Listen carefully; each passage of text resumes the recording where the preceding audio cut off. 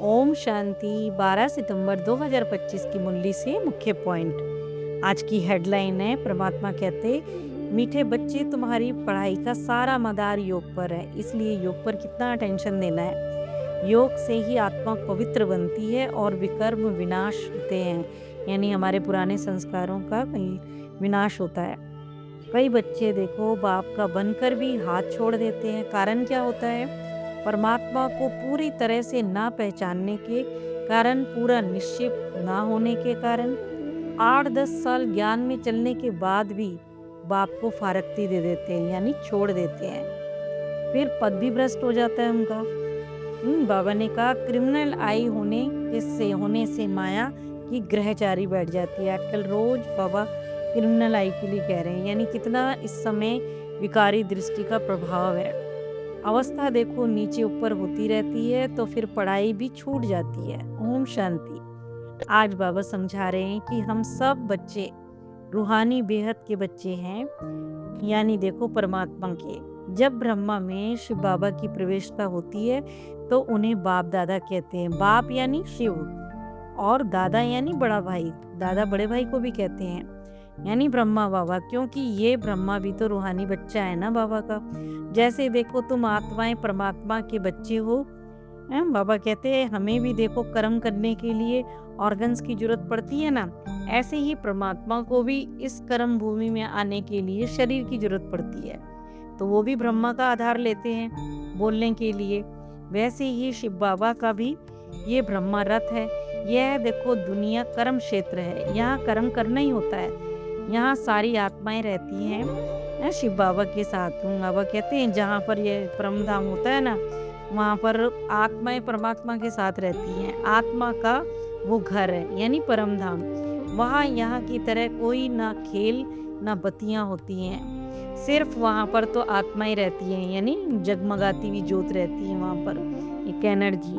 नीचे धरती पर पाठ बजाने तो आना पड़ता है ना आत्माओं को। यहाँ तुम्हारा पाठ है, तुम्हारी एक्ट। बाबा कहते शुरू से लेकर अंत तक। बच्चे तो नंबरवार पुरुषार्थ अनुसार जानते ही हैं। यहाँ देखो कोई साधु संत थोड़े ही समझाते हैं, वो तो खुद ही बाबा कहते ईश्वर के बच्चे हैं। वो भी देखो उनकी आराधना करते हैं ना। आत्मा को पवित्र तो फिर जरूर बनना है। शरीर पवित्र नहीं बनता क्योंकि विकारी है। शरीर पवित्र जब बनेगा जब 5 तत्व भी पावन होंगे, पवित्र होंगे, और वो तो देखो सतयुग में ही होंगे। इसीलिए वहाँ योग बल से जन्म होता है। अब देखो तुम्हारी आत्मा पुरुषार्थ कर पावन बन रही है। आत्मा और शरीर दोनों ही पवित्र हैं वहाँ पर। कहाँ पर? सतयुग में। यहाँ तो देखो जब आत्मा पवित्र बन जाती है तो इस शरीर को वो इस संसार से छोड़ देती है। फिर नए तत्वों से नए शरीर बनता है। जब आत्मा परमात्मा को याद करे, और याद करती है या फिर नहीं, ये तो देखो अपने आप ही पूछना है हमें कि हम याद करें या नहीं करें। परमात्मा कहते ये पढ़ाई देखो सारी योग पर ही है। मुख्य तो फिर याद की यात्रा गुप्त है, जो देखो अंदर ही अंदर चलती है, देखने में थोड़ी ही आता है। बाबा भी योग नहीं बता सकते हैं कि कौन कितना योग करता है, याद कितना याद में रहता है, पर ज्ञान बता सकते हैं कितना ज्ञान में तीखा है ये परमात्मा बता सकते हैं। ज्ञान तो देखो मुख से बोला जाता है ना, और याद अंदर ही अंदर अजपा जाप, बाबा कहते हैं अंदर ही अंदर चलती है। भक्ति मार्ग का है बाबा कहते जाप माना होता ही है कोई का नाम जपना। जैसे राम राम कहते हैं ना, अजपा यानी जिनकी गिनती नहीं, लगातार चलता रहे अंदर। और मुक्ति का अर्थ है दुख से मुक्ति। पहले आत्मा शांति धाम जाएगी और फिर सुख धाम। जो पवित्र बनने की मेहनत करते हैं वही बाबा कहते सुख भी भोगते हैं। अपवित्र मनुष्य उन्हों की खिदमत करते हैं, यानी पवित्र की महिमा करते हैं। आंखें देखो धोखा देने के कारण आंखें जो है बाबा कहते धोखा देने के कारण गिर पड़ते हैं। नीचे ऊपर होना ही पड़ता है। ग्रहचारी जो सबको लगती है, माता तो गुरु चाहिए ना, क्योंकि देखो अब माता गुरु का सिस्टम चलता है। अब बाबा कहते हैं माताओं के ऊपर ही सारा सिस्टम चलता है, उसी को गुरु मान लेते हैं ना, मानते हैं। आगे देखो पिता का था, कलश भी तो माताओं के सिर पर ही रखा जाता है ना। ज्यादातर माताएं हैं कुमारियां, बाबा कहते राखी बांधती हैं। पवित्रता के लिए भगवान कहते हैं काम महाशत्रु है, इस पर तो तुम्हें जीत पानी है। रक्षाबंधन पवित्रता की निशानी है ना। लौकिक यानी दुनियावी लोग राखी बांधते हैं, परंतु पवित्रता तो फिर नहीं। बाबा कहते पवित्रता थोड़ी ना धारण करते हैं, पवित्र थोड़ी ना वो बनते हैं। वह सब आर्टिफिशियल राखी है, कोई पावन बनाने वाली नहीं है। इसमें तो फिर ज्ञान की समझ और अर्थ सहित तुम राखी बांधते हो, यह प्रतिज्ञा कराते हो। जैसे देखो सिख लोग भी होते हैं ना, वो भी कंगन की निशानी उनकी होती है, परंतु पवित्र तो बनते ही नहीं है। वो भी पवित्रता के कारण कंगन पहनाते हैं, पर बाबा कहते हैं वो भी पवित्र नहीं बनते हैं, क्योंकि पति को पावन बनाने वाला तो सद्गति करने वाला एक सबका परमात्मा ही है। पानी की गंगा को इन आंखों से देख सकते हो, परंतु बाप को नहीं देख सकते हो। उसके लिए तो तीसरा नेत्र यानी दिव्य नेत्र चाहिए ना, और वो किससे जागृत होता है? योग बल से जागृत होता है। आत्मा को कोई देख नहीं सकता। इसमें भी बाबा कहते ज्ञान चाहिए। परमात्मा क्या है ये कोई भी नहीं जान सकता ना। परमात्मा को देखा नहीं जा सकता, क्योंकि दोनों ही बहुत छोटी बिंदी एक एनर्जी है, उसमें 84 जन्मों का पाठ भरा हुआ है। वह देखो ज्ञान का सागर इस ब्रह्मा द्वारा ये ज्ञान सुनाते हैं। निराकार पावन होने का रास्ता कैसे बताएंगे? प्रेरणा से थोड़ी ना बताएंगे। भगवान आते हैं भारत में, शिव जयंती भी तो मनाते हैं भारत में ही, तो फिर देखो जरूर यहीं आते होंगे ना।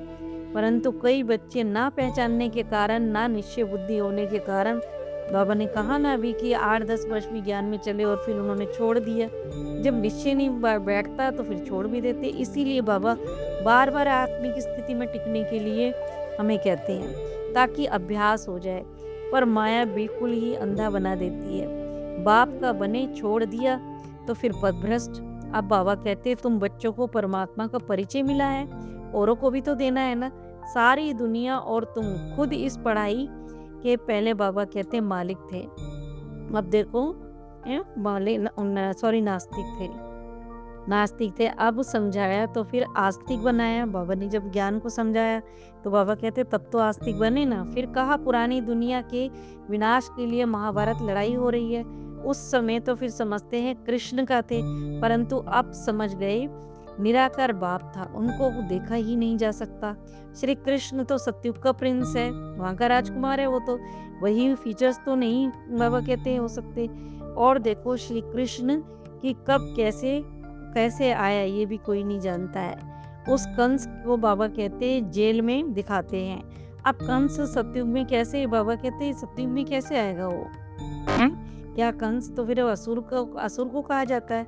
इस समय तो सारी दुनिया असुरी संप्रदाय है ना, एक दूसरे को मारते काटते रहते हैं। कभी देवी दुनिया थी, बाबा कहते ये भी भूल गए। ईश्वरी दुनिया, ईश्वरी बाबा कहते दुनिया ईश्वर ने स्थापन की है। ये बात भी नंबरवार बच्चों को ही समझ में आएगी। तुम अभी हो बाबा कहते ईश्वर परिवार के, यानी ईश्वर हमको पढ़ाते हैं, तो बाबा कहते तुम इस समय ईश्वर परिवार के ब्राह्मण हो। सतयुग में होंगे देवी परिवार के, माँ देवी परिवार है सतयुग में। इस समय ईश्वर तुमको लायक बना रहे हैं, स्वर्ग का देवी देवता बनाने के लिए पढ़ा रहे हैं। बाबा कहते इस संगम युग को कोई भी नहीं जानता, कोई भी शास्त्र में इस संगम युग की चर्चा ही नहीं है, क्योंकि देखो आत्मा इस समय उत्तम कार्य करती है, तभी तो उसको पुरुषोत्तम कहते हैं। ब्राह्मण ही देखो समझ सकते हैं। फिर देखो भारत में राजाएं होकर गए जो पूजे भी जाते थे। बाबा कहते पूज्य पवित्र थे, जो फिर अपनी ही पूजा फिर वापस करने लग गए, क्योंकि भूल गए, स्मृति भूल गई, तो अपनी पूजा नीचे गिरती अवस्था हुई तो अपनी पूजा करने लग गए, तो पुजारी बन गए। यानी पुजारी बाबा कहते भक्ति मार्ग को भी कहते हैं ना, जो पुरानी दुनिया में भक्ति मार्ग भी होता है ना, तो और पूज्य ज्ञान मार्ग को कहा जाता है। अब देखो पूज्य परमात्मा और देवताओं को ही कहा जाता है। सब धर्म वाले परमात्मा की ही पूजा करते हैं। ऐसे बाप का जन्म शिव जयंती के रूप में भारत में ही मनाया जाता है, क्योंकि जन्म भारत में ही होता है। बाबा कहते हैं आजकल तो देखो शिव जयंती की भी हॉलीडे नहीं करते। जयंती मनाओ या ना मनाओ वो तुम्हारी मर्जी है, आर्टिफिशियल हॉलीडे नहीं है। बाबा कहते हैं जो शिव जयंती को नहीं मानते वो तो फिर अपने काम पर भी यानी धंधे पे भी चले जाते हैं। बौद्ध धर्म है ना, फिर कहाँ भी तो देखो मनुष्य देह अभिमान में आकर भी कहते हैं कि सब मिट्टी में मिल जाना है। यह भी देखो समझते हैं कि आत्मा तो फिर चली जाएगी, बाकी ये शरीर मिट्टी के बने हुए हैं, ये पुराना शरीर बाबा कहते छूटता है तो आत्मा दूसरा ले लेती है। ये क्रम तो चलता ही रहता है ना। इस समय दुनिया में हमारा अंतिम जन्म है। आत्मा बाबा कहते हैं आत्मा को तो 4 स्टेजेस से गुजरना पड़ता है। सतो प्रधान, सतो, रजो, तमो होते ही है। लोग तो कह देते हैं कि सब ईश्वर के रूप है। ईश्वर ने अपने अनेक रूप बनाए हैं। खेल पाल करने के लिए हिसाब किताब कुछ नहीं बाबा कहते जानते। खेल में हर आत्मा का पार्ट अलग अलग है, पोजीशन भी अलग अलग है। जैसी पोजीशन होती वैसे ही उसकी बाबा कहते महिमा भी होती है। तुम यहाँ सुदर्शन चक्रधारी बनते हो, यानी अनादि स्वरूप, आदि स्वरूप, पूज्य स्वरूप, ब्राह्मण स्वरूप और फिर लास्ट में फरिश्ता स्वरूप। फिर बाबा ने कहा सूक्ष्म तन में ही नहीं, मनुष्य सूक्ष्म तन में कुछ भी नहीं होता है। मनुष्य, जानवर, पशु, पक्षी आदि सब बाबा कहते हैं यहाँ इस पुरानी दुनिया में है और सत्युग में भी ये चीज़ होगी, मगर बाबा कहते हैं सूक्ष्म तन में कुछ नहीं है। सत्युग में मोर आदि दिखाते हैं, ऐसे नहीं कि यहाँ मोर के पंख आदि निकाल कर पहनते हैं। अब सोचो मोर को थोड़े ही दुख देंगे, और ऐसे भी नहीं कि उसे मारकर पंख को निकाल कर अपने ताज में लगा लेंगे। नहीं, ताज में भी बाबा कहते झूठी निशानी दे दी है। वहाँ तो देखो सब खूबसूरत चीज़ें होती, गंदी का तो नाम निशान ही नहीं होता। वहाँ ऐसी कोई चीज़ नहीं जिससे घृणा आए। यहाँ तो तमो प्रधानता बहुत है, तो फिर घृणा भी आती है। जानवर भी देखो दुख देते हैं बहुत, तो फिर देखो सोचो सत्युग कितना फर्स्ट क्लास होगा। यहाँ तो देखो बरसात के कारण मकान भी गिर जाते हैं, मनुष्य भी मर जाते हैं। अर्थक्वेक होगी तो सब दब कर मर जाएंगे।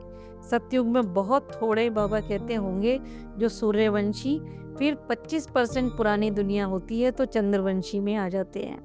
तो बाबा कहते 1250 वर्ष का है ही वो 100% नहीं। बाबा कहते दुनिया देखी जो देवी देवता राज्य करते हैं इसमें। परमात्मा तो फिर एक समान सभी को पुरुषार्थ कराते हैं। फिर बाबा ने होमवर्क धारणा बताई, इस संगम पर देवी देवता बनने की पढ़ाई पढ़कर स्वयं को लायक बनाना है। बाबा कहते हैं दिल शिकस्त यानी हार्ट फेल नहीं होना है ना। ये सोचते ना अरे कैसे होगी, तो ऐसे नहीं सोचना है। इस खेल में हर एक्टर का पार्ट, पोजीशन सब अलग अलग है। पोजीशन के हिसाब से ही मान मिलता है।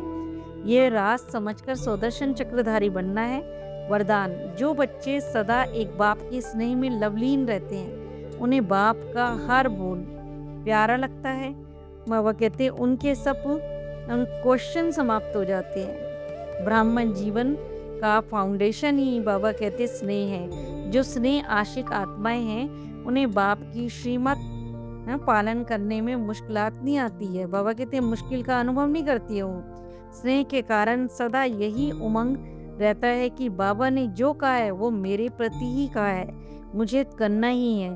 स्नेही आत्मा बड़े दिल वाली होती है, इसीलिए उनके लिए हर बड़ी बात भी छोटी हो जाती है। स्लोगन, कोई भी बात में बाबा कहते कोई भी बात हो जाए उसको फील नहीं करना है।